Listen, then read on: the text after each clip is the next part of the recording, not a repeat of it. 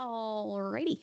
It is Monday, July 27th, 2026, 5 p.m. We are going into our work session about the 2027 municipal funding application review. And tonight we will be hearing from Christy, our executive assistant, who does fabulous work. Thank you. And I have now met all of you, so I'm very happy to be here. It's been just a little bit over 2 months since I've been in this role, and I'm really loving it.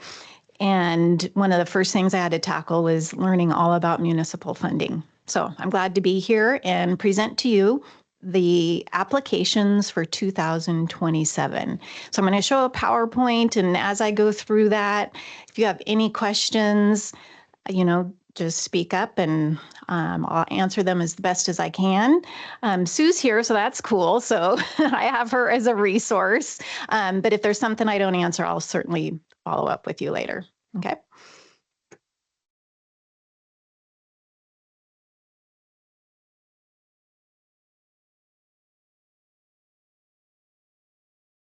Okay, so we're going to start with, and if you can't hear me, just tell me.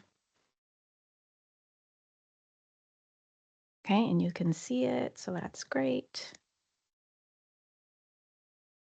So today we're going to go over the budget projections to let you know how much money we have to work with. We're going to show you the funding request. We have 7 applicants for next year. Show you a little bit of history of what's happened in the last couple of years. And then we're going to go through each one at a high level and show you what each applicant is, what they are saying they're going to deliver, and then what our next steps are.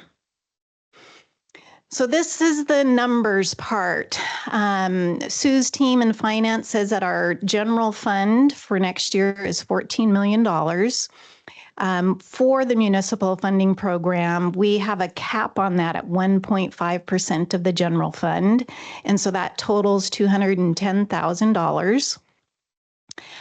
For our applicants, we have 2 different sections. There's broad public benefit and health and human services. So I've got the percentages there, and then the totals of each one, which you'll see each individual one in a moment. But you can see there that the total amount that's been requested is $269,742.12. So what that means is when it comes time to make your decisions about the awards, which will be at the August 10th work session, going to have to trim some of the request because the budget is $210,000. The request is $269,000, so over by $59,742. So just keep in mind, you'll have some choices to make. Any questions about that slide? No. Okay. This gives you the overview of each applicant and how much they're asking for. So the first category is the broad public benefit. You can see there that the Boys and Girls Club is requesting $30,000. The Sequim Farmers and Artisans Market is requesting $44,500. Sequim Senior Services, usually known as Shipley Center, is asking for $12,000. And then we had a new one this year for the Dungeness River Nature Center, and they're asking for $3,739.20. For the Health and Human Services, the largest one is the Sequim Health and Housing Collaborative. They've had this same request amount for the last couple of years of $120,000. Another new one is the Sequim Community Aid, and they're asking for $15,000. And then lastly, the Olympic Peninsula YMCA is $44,502. Just a note that the previous 2 years, the YMCA did receive an award, but it was given through the Rainy Day Fund. Just a reminder for some of you. This slide, it just shows you a little bit of history. It might be helpful to know what did we do in the last few years. So the column of 2024, 25, and 26, those are the actual award amounts that they received. And just in those different categories. You'll see that there's a few on there that did not either request or maybe you didn't decide to fund them. In 2026, you can see that CIE didn't have an amount there. And then you'll see that there's a new one for a couple of them. That's why you see some blank columns there. But it's just kind of helpful to show you what they've received in the past, what the total amount is that were given compared to what the requests are this year. So looking at that real quick, any questions for that or any information you'd like? All right. Can you remind me of what CIE is? That is Center for Inclusive Entrepreneurship. Yeah.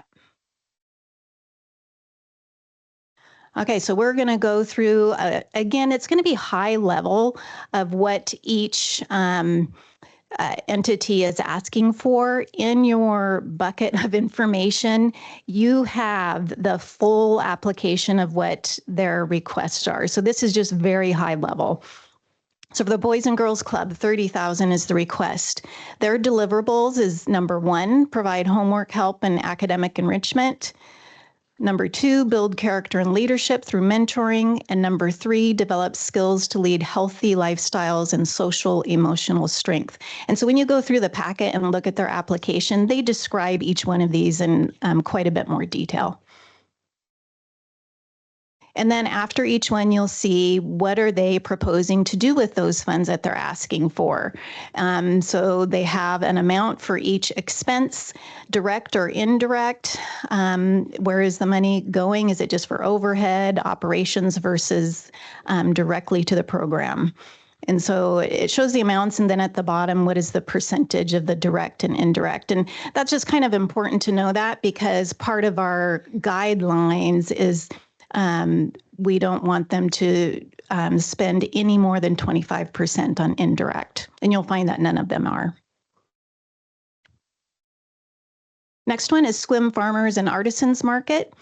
Their request is for $44,500. When you look at the history, that's quite a bit more than last year.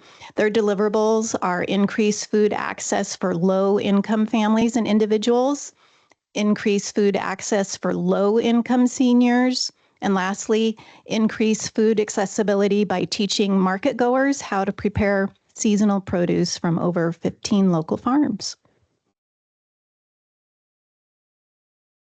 And do you want me to go through these slides on the budget items, each line item, or you can look at it later? Okay. Yeah, I don't think it's necessary. Okay, thank you. That's great. Third one is Sequim Senior Services Shipley Center.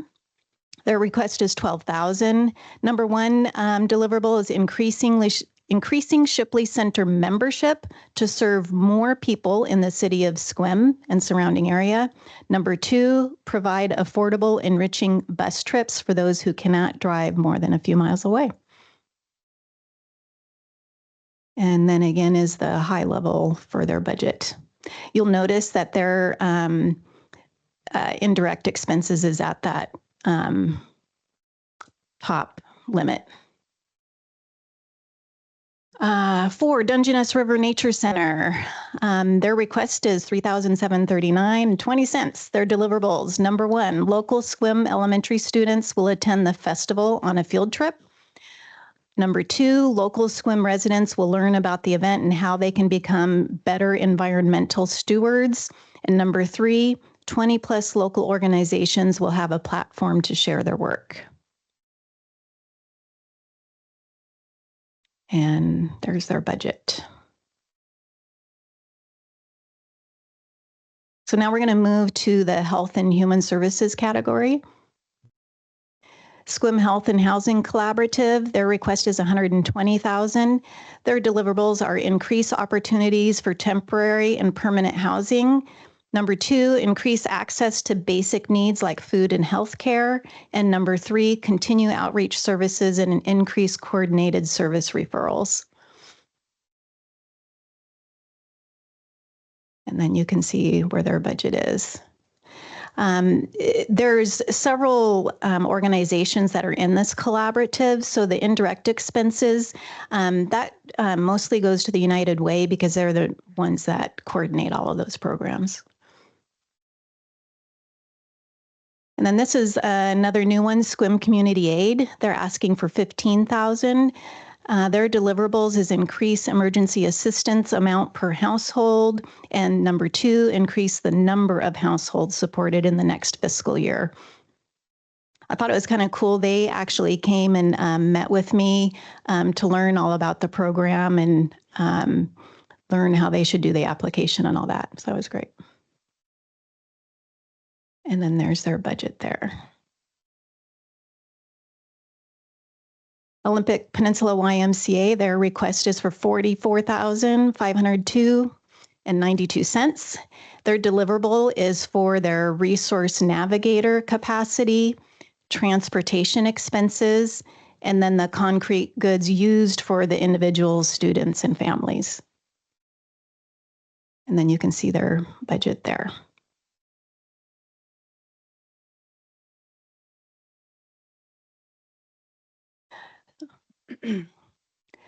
So the next steps that there's going to be for you is that for you to complete the scoring process, and I'm going to show you the score sheet in a minute, by August 3rd. So tomorrow I will send you an email, and it's going to have all of the score sheets for each one of you to individually complete and send it back to me. And then I will aggregate all of your scores, including what the staff did already on the parts we had to do, so that we can get that ready for you for August 10th. I want to let you know that if you have any questions or need assistance in the process, or how does this work, or can you remind me about this, please feel free to contact me. We can set up a Teams meeting. You can come over and we can meet in a room and go through it together. So I am here to assist you. I don't want you to just struggle, finding what you need in order to do the scoring process.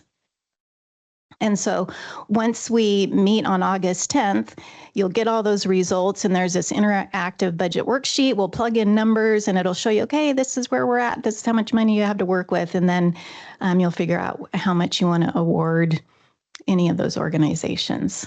So questions about that, the process, or what next steps are going to be? Awesome, you guys are easy. Okay, so I'm going to stop sharing. Yes. Oh, sorry. Yes, Dan. Yeah, these are kind of general questions, not necessarily about process. That sounds very straightforward and good. But the projected level of our general fund, which then drives the percentage that's available. My recall, and this is probably more for Sue, but my recall is that last year that we tend to be quite conservative on that estimate. Because our total awards last year were the 225. We had to do a lot of cutting. There was a lot more requested than we had the ability to serve. But so are we projecting a lower general fund this year for some reason? Yeah, I'll let Sue answer that part. So the 14 million is basically my best guess as of today. I will say that it's based more, right now, it's based more upon our revenue levels than our appropriation levels, because right now, as the general fund sits, we're about $250,000 in the red. So we have some serious balancing to do, but the approximate level of our revenues is 14 million. And last year, if you'll recall, council actually decided to exceed the 1.5% policy. Yeah. Okay. I do recall that. Yeah. We were making some hard decisions. Yeah. Anything else? The farmers market, if you don't, maybe this is the question for you, so I'm not sure, but do we give anything in kind, the use of the space out here, anything like that? Is that an in-kind gift that would be in addition to what's being requested from? Yeah, we obviously we provide the venue, provide electricity. We also have the grant amount or the funding level for the farmers market. This year is a little over $10,000, and its focus is on the food accessibility piece of their equation. That's the largest, apart from the new applications, that's the largest increased application. I just wondered if some portion of that could be granted in kind, if you know what I mean, if we could if we have to cut something, if they can do it in a way that's a little less bitter. Right. And I think that was a question last year because I think they asked for about 40,000 last year. And then council chose, that's what I'm thinking.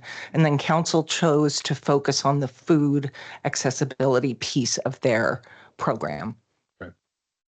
And then that's, I guess my third question is just, do we look at line items in these budgets and say we'd be happy to fund this much, but we'd like you to focus on this, or we just reduce the overall ask and let them make the decision how they distribute the award? I'm not positive because I don't know what's done in the past exactly, but from what I can see, what you first said is about focusing, okay, you said your budget for the SNAP program and that type of thing is this, so that's what we're going to choose for you to deliver on, because we want them to have a specific deliverable so that when they turn in receipts and do their annual report, we can see that they did what they said they were going to do. Okay. Any other? Yes. I just wanted to say thank you to you and Sue. Thank you for your time. And also you, Counselor Butler, for asking those questions. They were on my mind as well. And it's a very interesting process, much to contemplate. Thank you.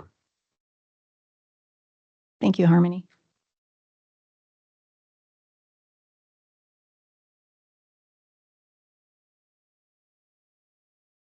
Okay, so what I'm going to show you here is an example of the scorecard.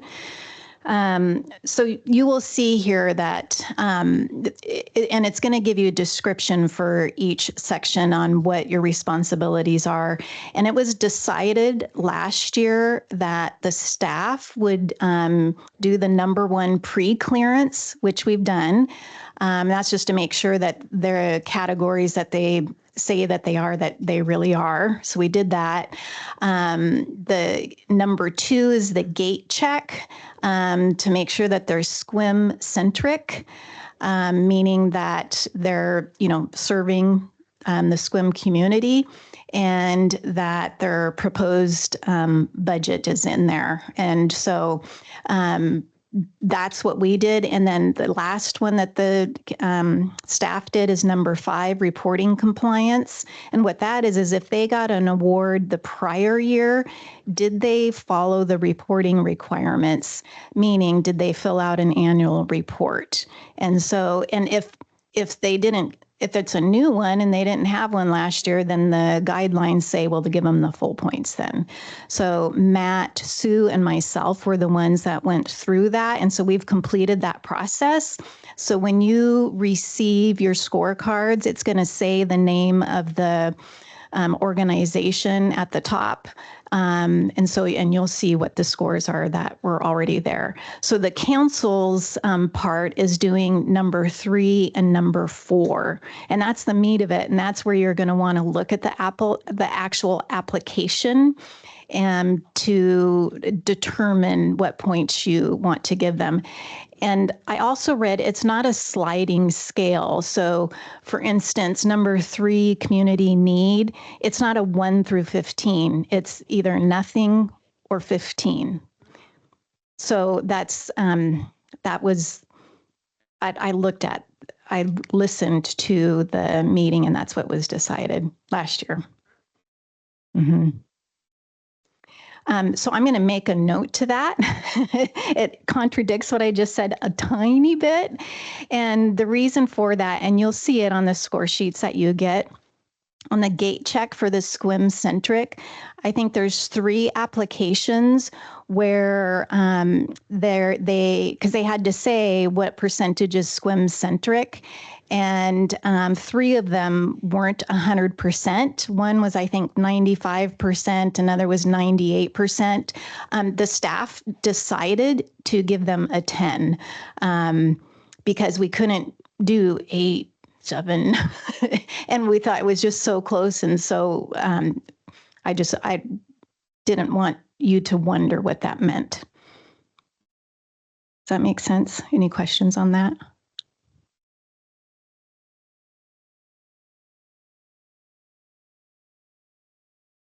And again, I've been looking at this and some of you have seen this before, but I can pinpoint right where to tell you to go. So if you get this and you're like, where do I find this information? Again, please feel free to reach out to me and I'll help point you in the right direction. Any questions about the score sheet or next steps? No? Okay. I got a question. Yes, Kelly. So did the EDC apply this year? They did not. Okay. It says on the award history that for 2026, $10,200. Yes. Yeah, so they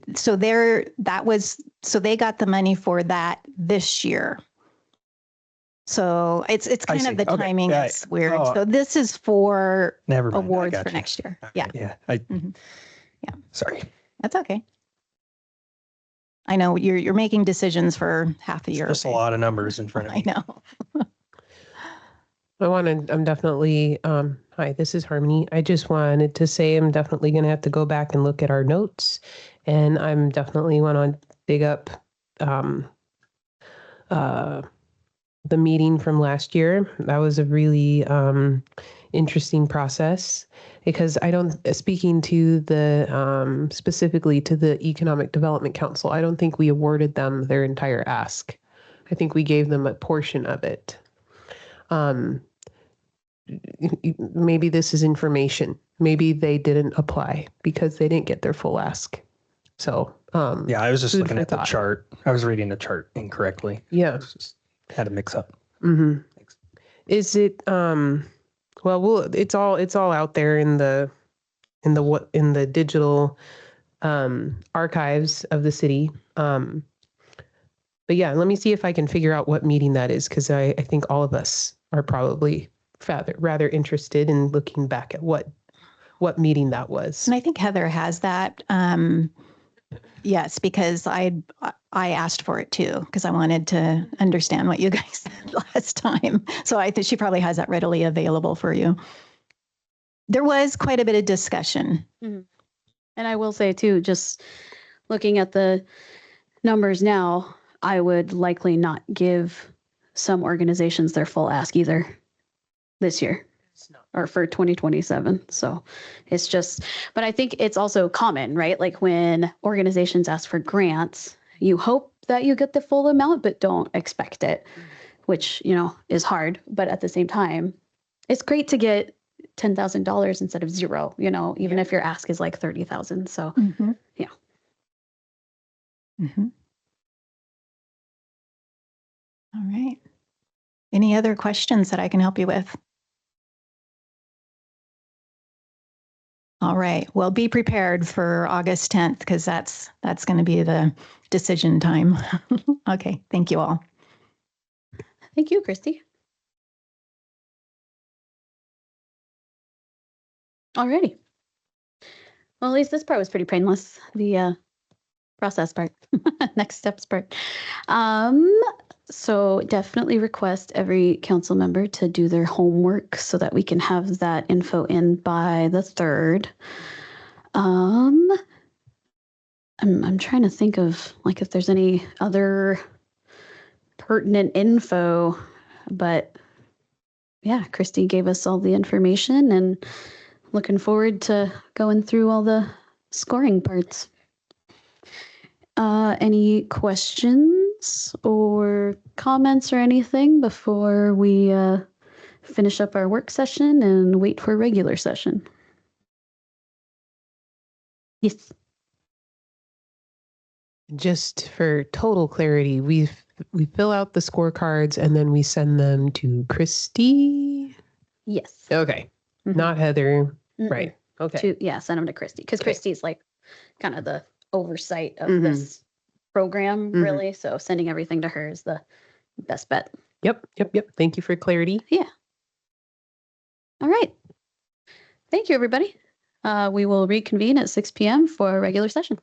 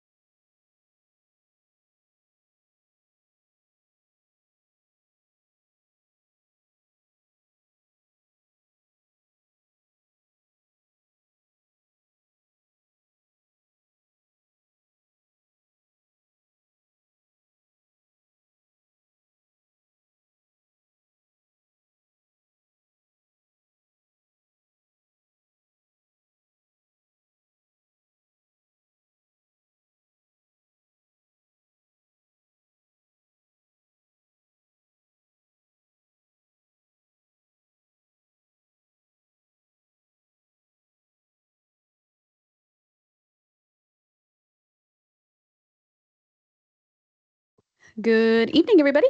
It is Monday, July 27th at 6 p.m., and we will begin our regular council meeting, call to order, and the Pledge of Allegiance.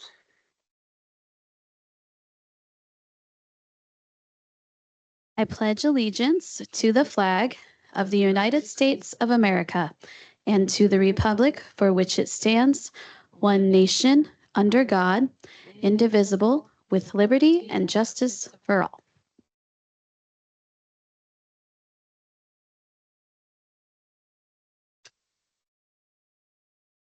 City Clerk, if you could please take roll call. Counselor Kelly Berger. Here. Counselor Dan Butler. Here. Counselor Pete Temslin. Here. Mayor Rachel Anderson. Present. Counselor Brandon Janice. Present. Counselor Harmony Rudder. Here. And Deputy Mayor Nicole Hartman. Here. All right, thank you, everybody. Next up is the approval of the final agenda. Are there any additions, changes? Not seeing any. Move to approve the agenda as presented. I'll second that. Thank you. Any opposed? Not seeing any. So we'll move forward with that with unanimous consent. And no ceremonial on the agenda today. So next up is public comment. This is a limited public forum. Individuals providing public comment must not disrupt or otherwise impede the orderly conduct of the meeting. This is not a forum for hate speech. The City of Sequim supports the public's First Amendment right to free speech, but it does not support hate speech.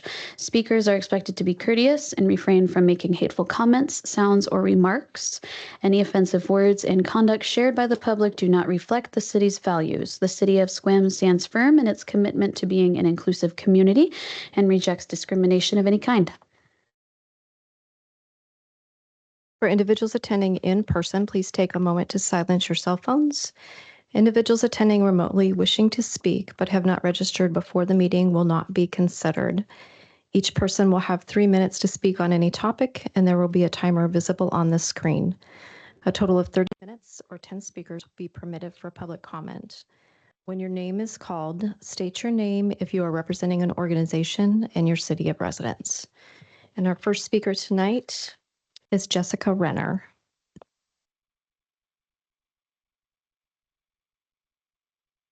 May come to the podium.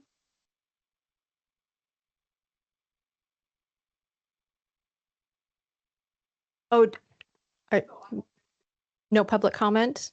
Okay. Val Shaw.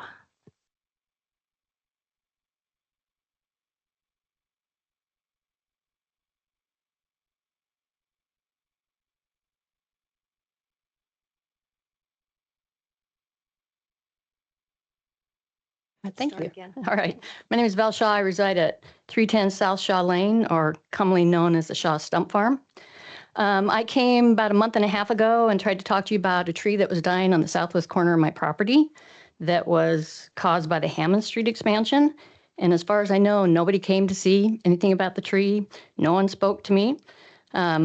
So I brought some visual aids for you.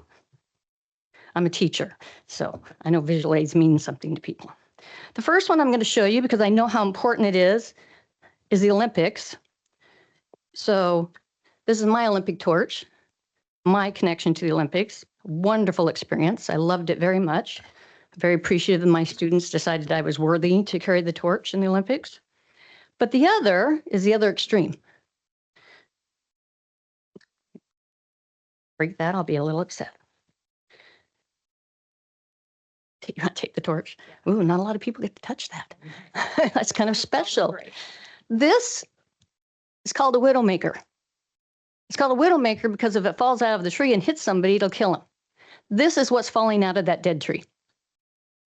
So when I talk about the tree being dead and I get told, no, it's not, it's fine, there's your proof.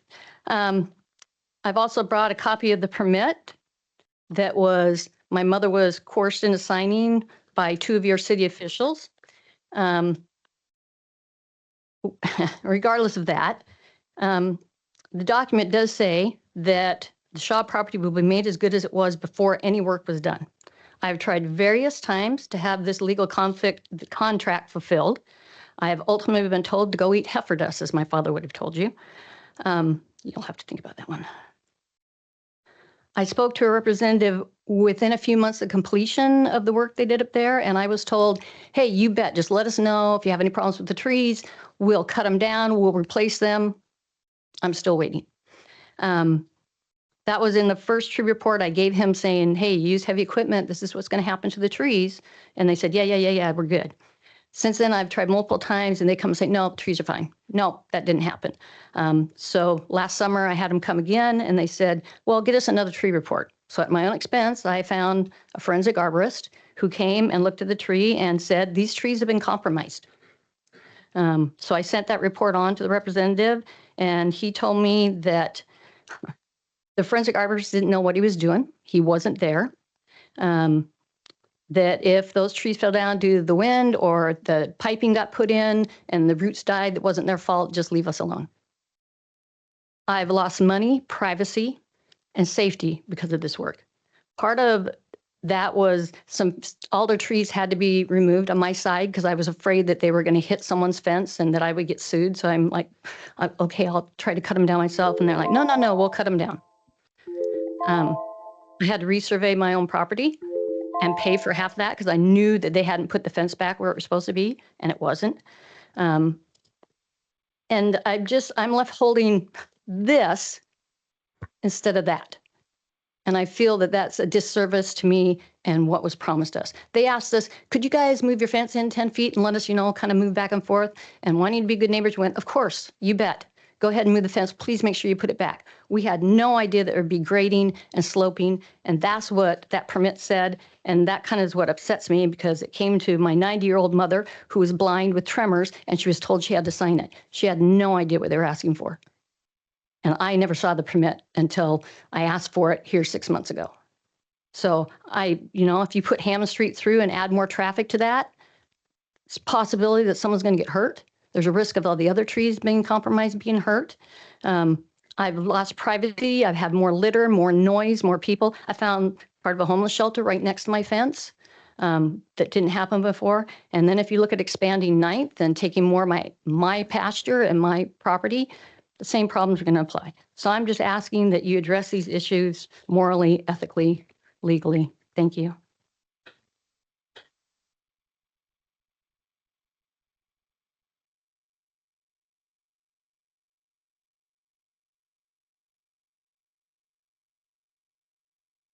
No one has signed up for remote public comment, so that concludes our public comment for this evening.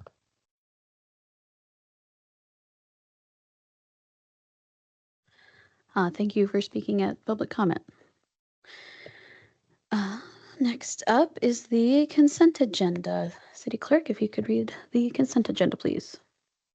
Items for tonight's consent agenda are claim vouchers totaling $1,162,292.46. The City Council meeting minutes from July 13, 2026. General Sewer Plan Amendment Number 3. 2026 Chip Seal Project Recommendation to Award. Material Testing On-Call Contract, a recommendation to award. The Right-of-Way Services Contract, a recommendation to award. And the Utility On-Call Contracts, a recommendation to award. Is there a motion to approve the consent agenda as presented? No. So right now we're conducting a meeting. Thank you. Thank you. Brandon, so moved. Was there a second? Okay, thank you. Is there any opposition to said motion? Seeing none, we are approved by unanimous consent. And we will move on to general business. 9A, Transportation Improvement Program, I believe from Nick Dosty, our city engineer / Deputy Director of Public Works.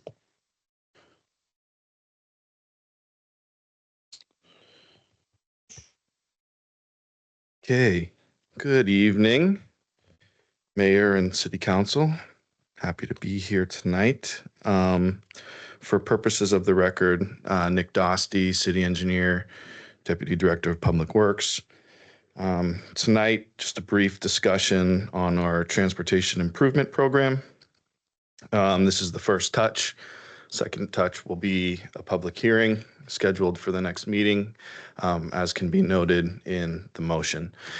A few points or key points I'd like to cover tonight, just on transportation in general, and I've kind of touched on it previously, but for purposes of the public and for a reminder and I guess new information for new council members, there's been a pretty strong push from the state, who we get a lot of our funding from, for what's known as active or multimodal transportation. In the past, you've seen a big push for safety improvements, but we're seeing more and more a transition in prioritization of funding for multimodal active transportation and complete streets projects. So this year, when we were putting together our transportation master plan, it's kind of where we kind of solidified that shift compared to our previous transportation master plan, and that's all included in our comp plan, which was made public on the 13th. I say that to say that unlike other infrastructure for public works, water and sewer, specifically the streets funding does not have a dedicated or an enterprise fund.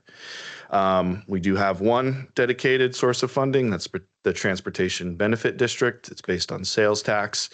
That brings us about $1 million a year, which is then split pretty historically around 70-30, with $700,000 going to transportation-related projects and $300,000 going to maintenance. And that fluctuates by $100,000 depending on budgeting. But without a dedicated quote unquote enterprise fund, a lot of improvements need to leverage state or federal funds. So in addition to the $700,000 we get from TBD, we get about historically $150,000 from transportation impact fees.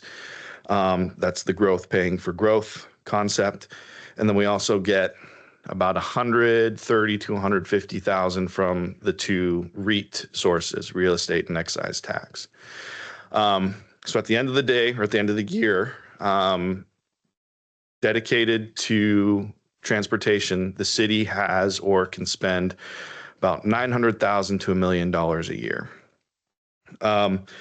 So I say that to say that in the past several years, we've been doing the best we can to leverage state and federal grants to complete projects.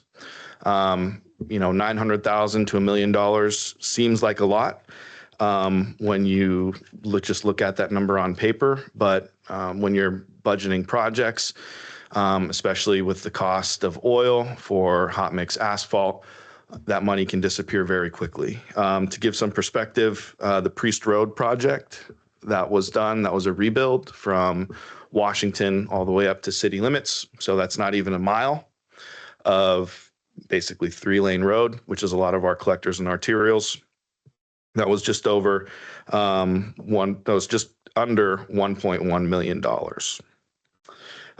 The Washington overlay that went from 9th to 7th was about $400,000. So to get from the roundabout at Walmart all the way to 7th Street would be, again, another $1 million project. So if you're looking to overlay all of Washington from coast to coast, lack of a better term, right, from Simdars all the way to Walmart, now we're approaching, $5 or $6 million pretty quickly, pretty easily.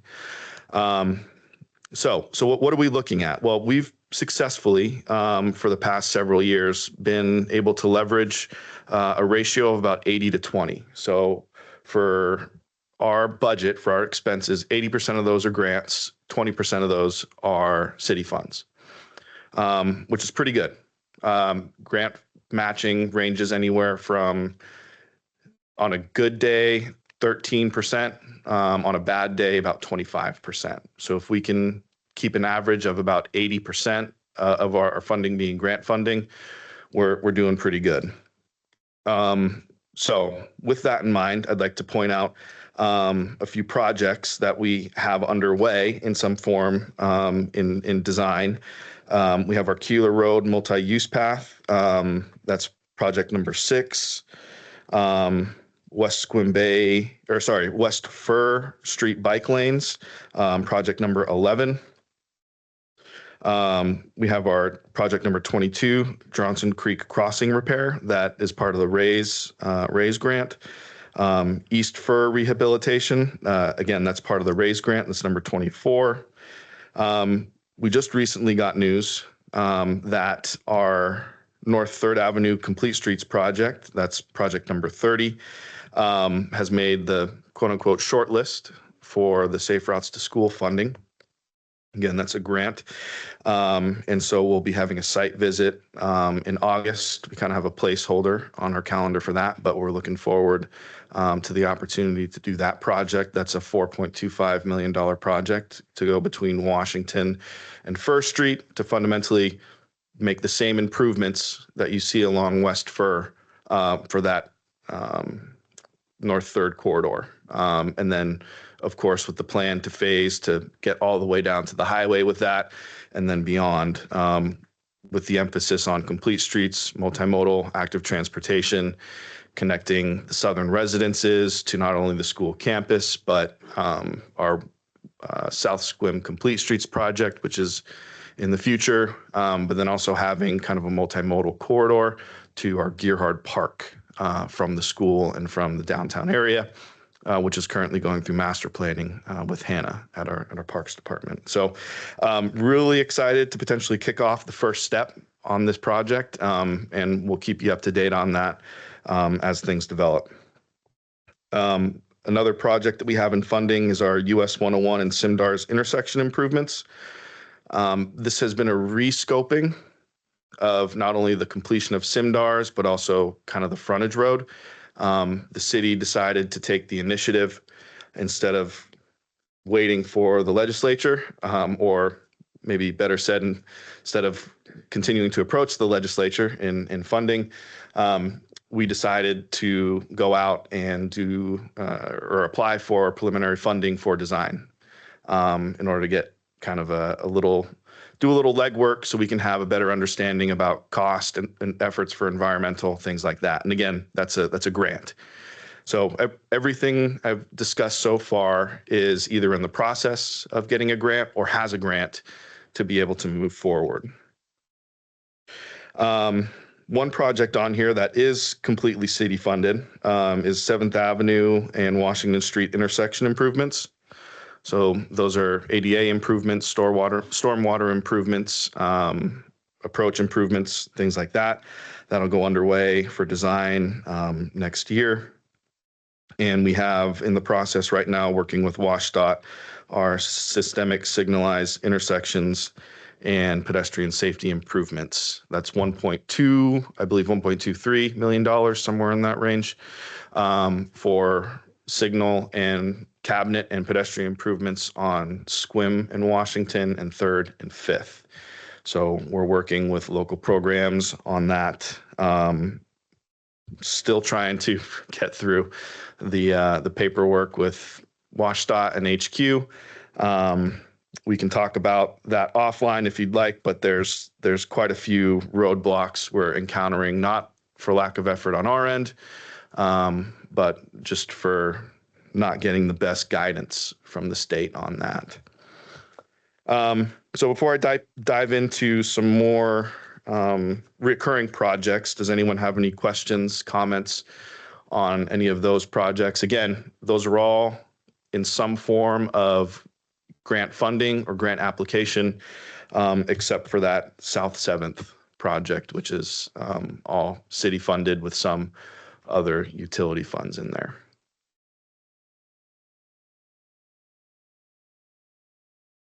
Is the South 7th Avenue project number 39? Yes. Great, thanks. Does that include the signal improvement for left turn on 7th? You mentioned Squim 3rd and 5th. Correct. Is 7th coming from the south trying to turn left onto Washington in scope? 7th is part of phase 2 of that same HSIP funding money. So there's phase 1 in our local road safety plan. That is Squim 3rd and 5th. And then phase 2 is 7th improvements on Fur, Prairie, and one other one. I think, but phase 2 basically addresses all other signals besides the Washington and Lee Chatfield. Yeah. And then just to understand the spreadsheet, which is really helpful to have it laid out, the further to the right, further out in time, are projects that we anticipate happening, and they kind of just keep moving out because of funding or because of the growth hasn't happened like we expected it to or something. West Squim Bay pops, of course, to the top of the branch. We just keep hearing about the West Squim Bay improvements and how dangerous that is for pedestrians and bicycles. And right. So in general, for transportation projects, there's the 2032 horizon, right, which kind of has all the projects. Yeah. So as we march through time, right, we have it extended beyond 2032, right, just to kind of as a placeholder. But in order for them to be pulled forward when funding arises, because funding sources, they either update their requirements or they change, like the transition we're seeing for complete streets. 9 times out of 10, they need to be on a TIP or on the regional transportation improvement plan or on the state transportation improvement plan. So by lining out all those projects on the horizon, that gives us the opportunity to then pull that project out of the fog of war and place it into the near term, right? The 27, in this instance, the 27, 28 years, and move forward that way. So since we don't have a dedicated fund, we're grant driven. And so this gets adjusted every year based on what we successfully get. Money, the pool of money changes, whether it's TIB or the Safety Improvement Program, FHWA, STBG, State Transportation Block Grant. There's CDBG, Community Development Block Grant, I think, which is federal. So the pool kind of fluctuates depending on the year or the biennium. And so we have to make adjustments based on that. Thank you. Yeah. So, go ahead. One more question. Am I correct in my understanding that all grant applications created by the city are created by Megan Euchre, or does she just handle some of them, or they're created on a departmental basis depending on which department's looking for the grant, or she does all of it? Or thank you. So I don't want to get over my skis here for what I can and can't safely say. So I think the best way to answer that is for Public Works, Megan handles all of our grant applications. So she's really good at sniffing those out. She's really good at forwarding us the award dates, when windows are open, when they close. So what I can safely say is for Public Works, she is the gal. You go to her if you're looking for grants. Since she's been so successful with Public Works, she has had her services offered elsewhere as far as with other departments. Now, how involved she is with those, I'm not aware. The CHIP grant comes to mind, things like that. She's been pretty involved in Flora's Acres with me.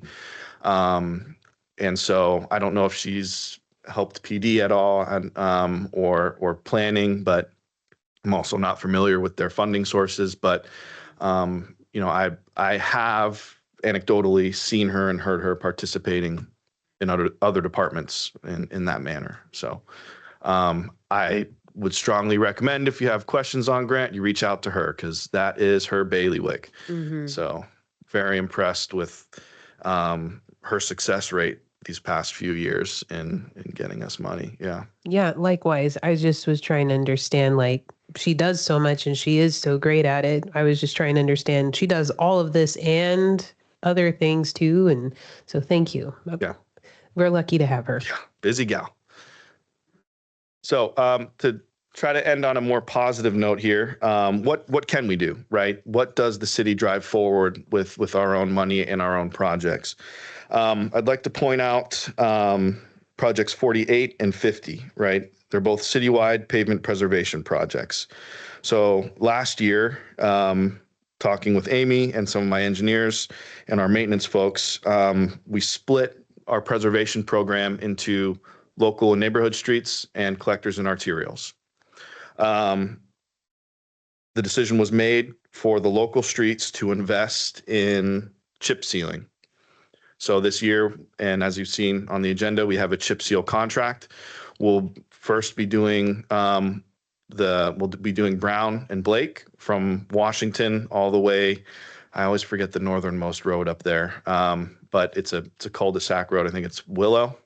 Might be a little bit further north. And then every east-west road in between Brown and Blake for a chip seal. So that'll be not the first chip seal project, but the first one we've done in a while. And I think the most recent one was maybe 5 or 6 years ago, done by the county. I think it was River Road. So that's all city funded. We piggybacked off of the county crushing contract to purchase chips. Those are being stored at Kerner Pit. Our project engineer, Katie Cole, put together the plans and we went out to add. So that is 100% city funded. You can see that it's every other year on the even years, right? So that's to complement our citywide pavement preservation for arterials and collectors, right? Now that is about half the cost. So what we're seeing is that we can chip seal quite a bit of local and neighborhood roads for about $350,000.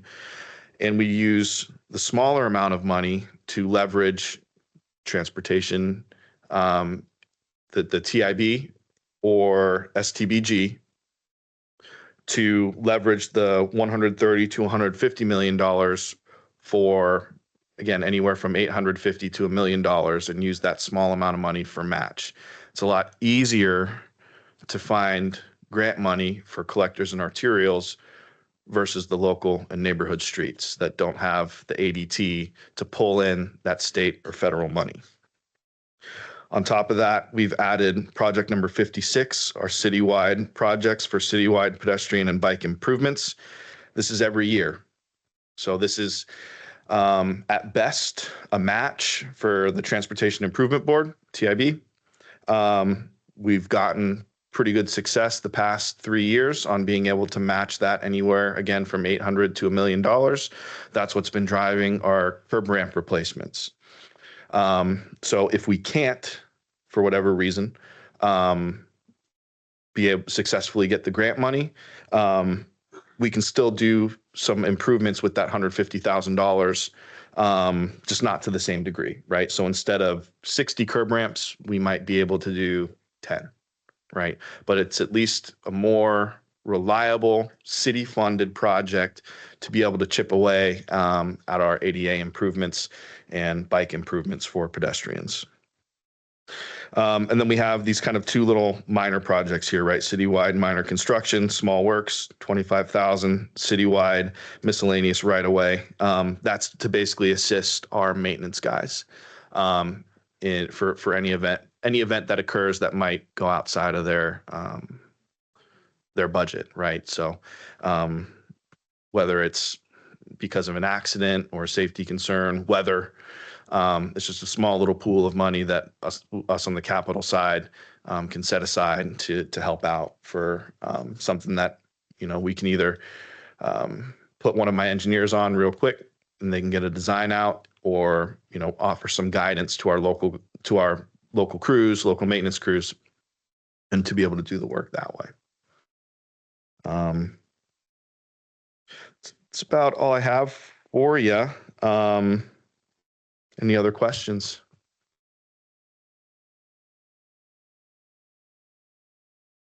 That was very thorough. Thank you, Nick.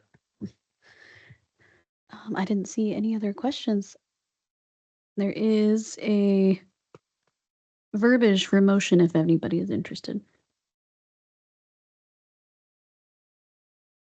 I move to direct staff to prepare a resolution and schedule a public hearing on this matter in the regular manner at the next city council meeting.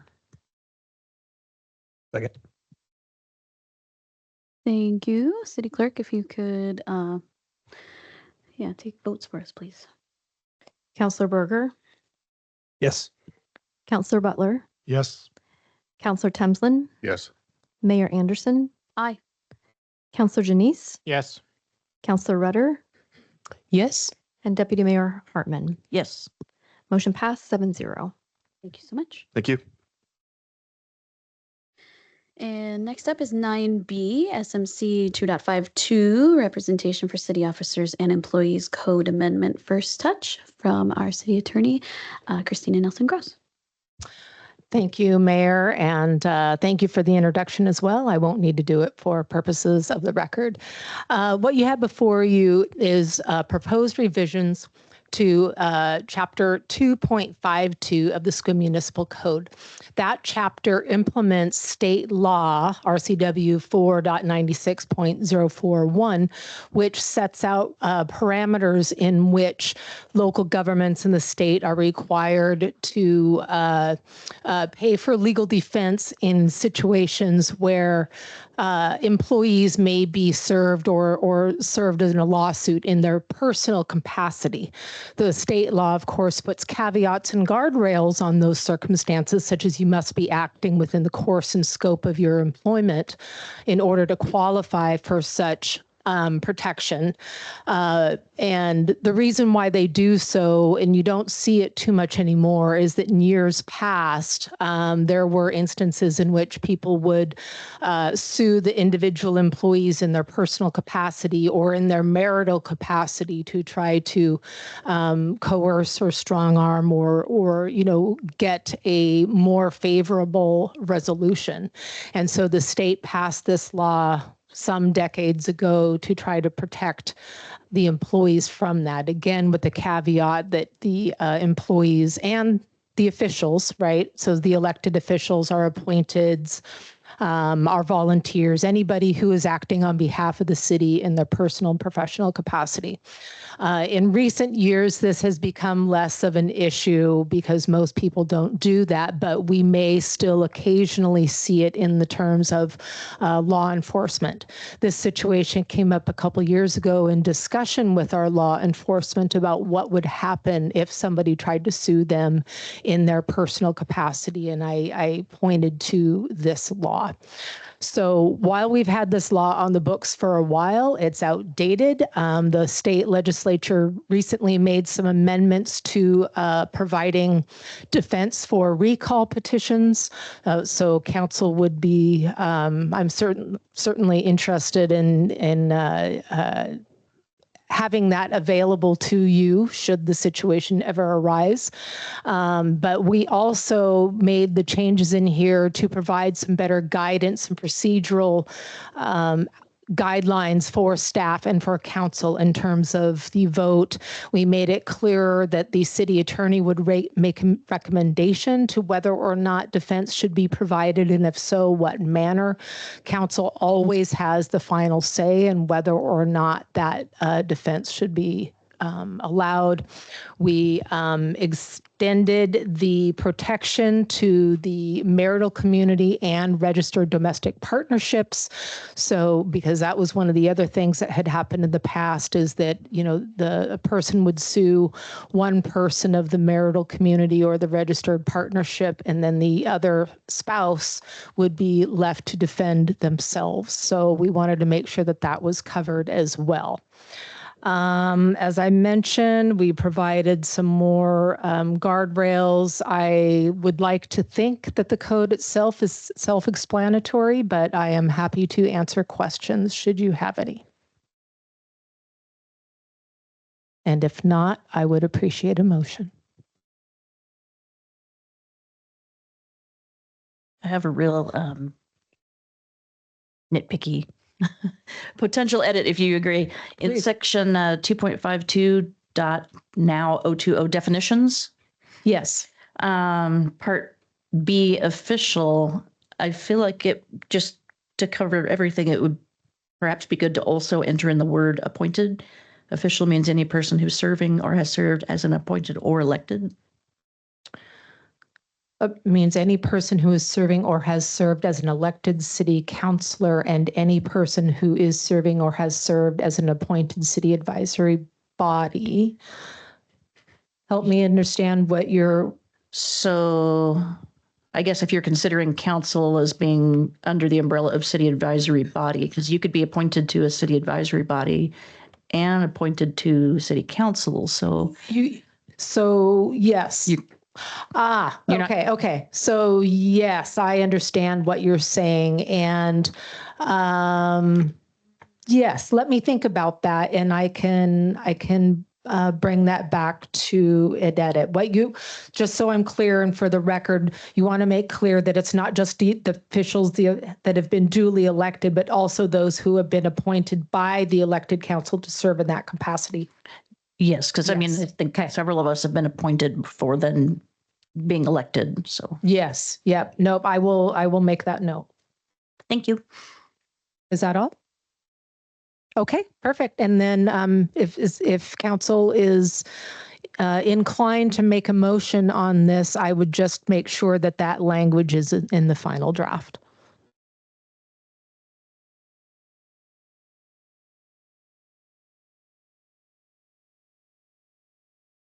I'll move to waive second touch on this matter, direct staff to present an ordinance on the consent agenda at the next available meeting, adopting the proposed amendments to SMC Chapter 2.52. For clarity, which would also include Nicole's verbiage. Okay. Excellent. Everybody's clear? Okay. Just want to make sure. Second. Yeah, moved and seconded. Could you please take the votes for that, please? Counselor Berger, Yes. Counselor Butler, Yes. Counselor Temslin, Mayor Anderson. Aye. Counselor Janice, Yes. Counselor Rutter, Yes. and Deputy Mayor Hartman. Yes. Motion passed 7-0. Thank you very much, council. Thank you. Up next is 9C in the general business section of the agenda. It is our Q2 2026 financial report from our very own Sue Hagner. Thank you, Mayor, for the introduction, and thank you, Council, for your time. As per usual, lots of attached materials to go over the first 6 months of financial performance for the city. You've got your agenda cover, you've got your narratives, you've got graphs, and my favorite, snapshot, and you've got an updated fund balance compared to policy document. So I'm here to answer any questions, but I also want to take a moment just to highlight a few things. First of all, revenues really across the organization, both operational revenues and those that are like specialized taxes, were really kind of lackluster in the first 6 months, which was a little disappointing. At the same time, our staff and Public Works stayed within their budgets, so we were actually able to end our second quarter with some much improved fund balances. Specifically, the revenues in the general fund are suffering a little bit because of our overhead allocations. And what happens there is when we change operational procedures, we need to change how we allocate out the costs of the general fund. So, for example, our Public Works mechanic is now taking care of all of our police vehicles. And in the past, and so the cost of the mechanic used to get spread between parks and streets and water and sewer. Now the Public Works mechanic is getting spread through the police to the police department as well. So not as many costs are getting allocated out outside to departments outside of the general fund. So that's just an example of how an operational change can shift the way that you allocate costs out to different funds. So as you'll see in the notes, we're $360,000, I think, under budget on overhead, and that is really putting some pressure on the general fund. But again, we had open positions. We've had savings on tools and supplies.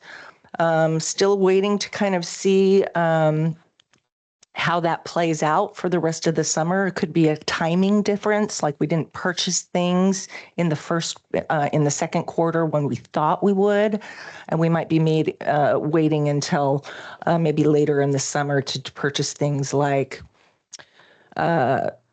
street signs or pre-marked pavement markings, ADA pavement markings. So those types of things. So anyway, I'm going to continue to watch carefully the revenue flows and the expenditures.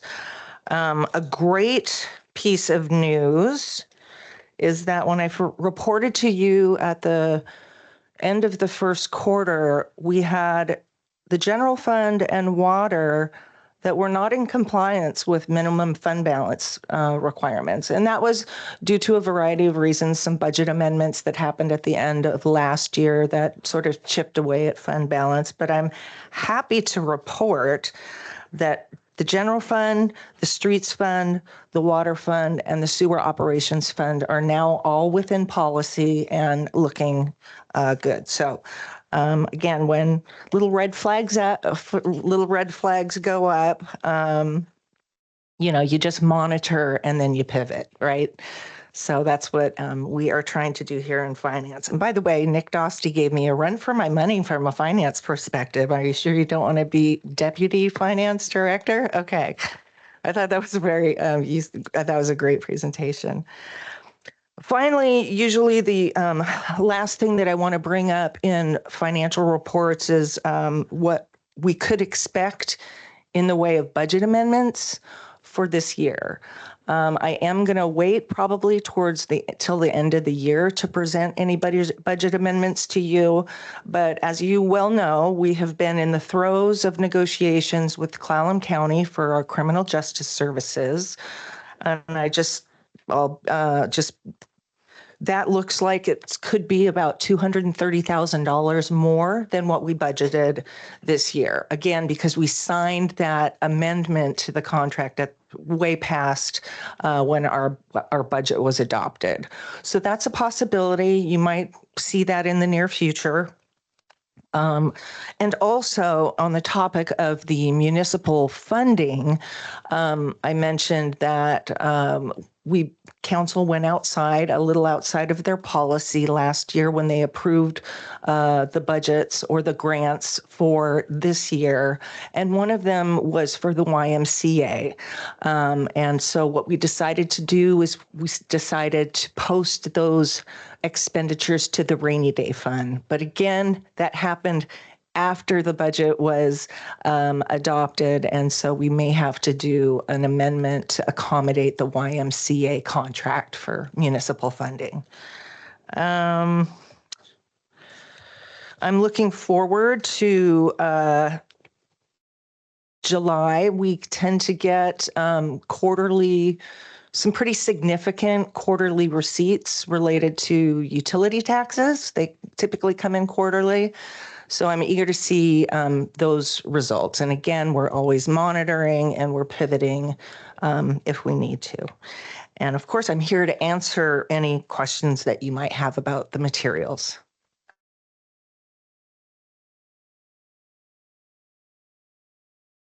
I just want to say, appreciate how thorough this is and how you present the information in a variety of ways to kind of. Some people are word people. Some people are number people. Some people are picture people. So anyway, thank you. Does the pending decision with regards to Clallam County end up in the intergovernmental services? Yes, that is exactly correct. The other reason why the intergovernmental service charges are over is due to our PennCom dispatch contract with Port Angeles that sprung a $20,000 increase on the contract, much to Mike's chagrin. But that's another piece of that puzzle, as well as we had a accountability and financial audit that ended at the end of last year, and some of those expenditures didn't trickle in until 2026. What year is it? So, any other questions I can answer? Thank you so much, Sue. Thank you.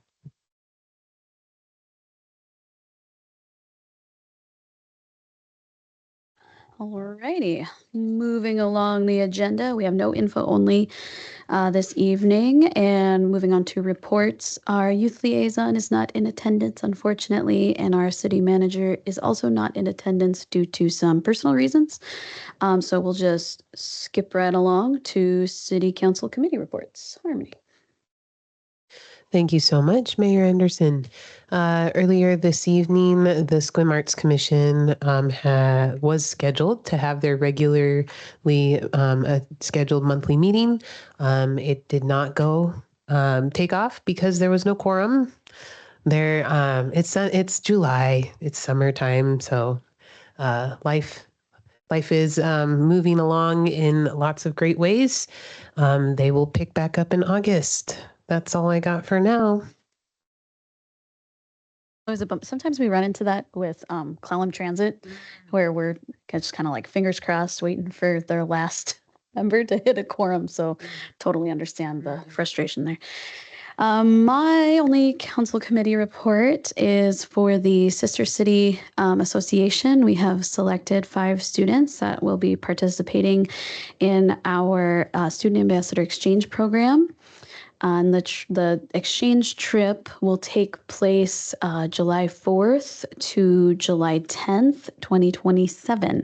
So the student ambassadors will be going through monthly trainings, mostly monthly, up until the trip, and we are very excited. I am hoping to get them at a council meeting at some point in the future so they can introduce themselves and talk a little bit about it. But just wanted to let you know we've selected students and they're super excited. That's it for me.